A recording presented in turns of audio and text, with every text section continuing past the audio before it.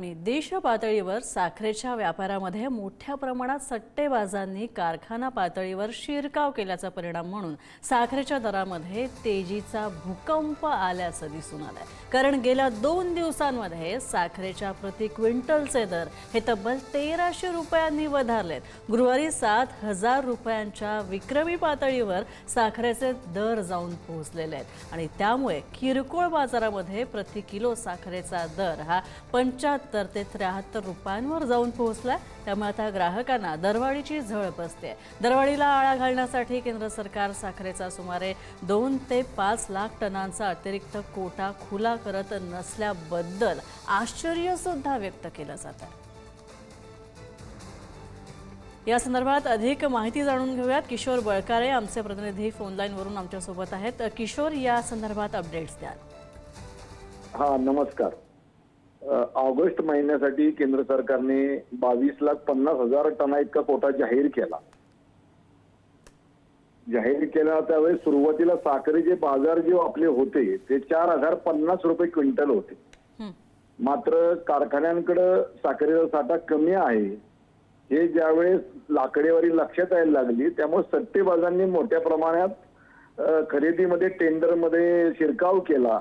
त्यामुळे हे दर सतत वाढत राहिले आणि आज जवळजवळ 7000 रुपये क्विंटल असा विक्रमी बाजार S30 स्मॉल ग्रेड साखरेचा पुण्यामध्ये झालेला आहे। आजवरचा हा सर्वोच्च दर आहे आणि किरकोळी दर 75 रुपये झाले। सरकारने साखरेच्या दरवाढीला आळा घालण्यासाठी उपाययोजना केल्या केंद्र सरकारने।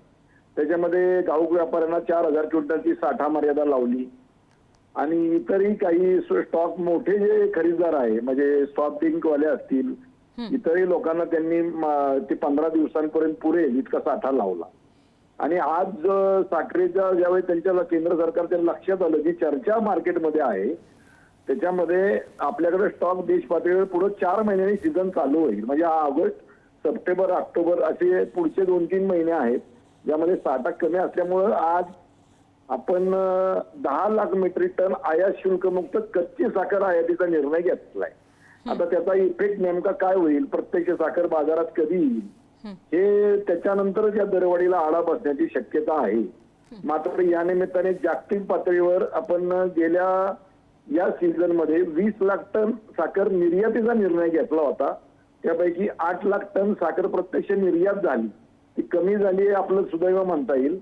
आणि आता आपण 10 लाख टन आयात करतोय, त्यामुळे आयात आणि निर्यातीचं धोरण एक चुकीची आकडेवारी नेमकी कुठून अन्न मंत्रालयात दिली गेली, खाजगी शुगर लॉबीचा उत्तरेकडील त्याच्यावर दबाव आहे का, अशी चर्चा सुरू आहे।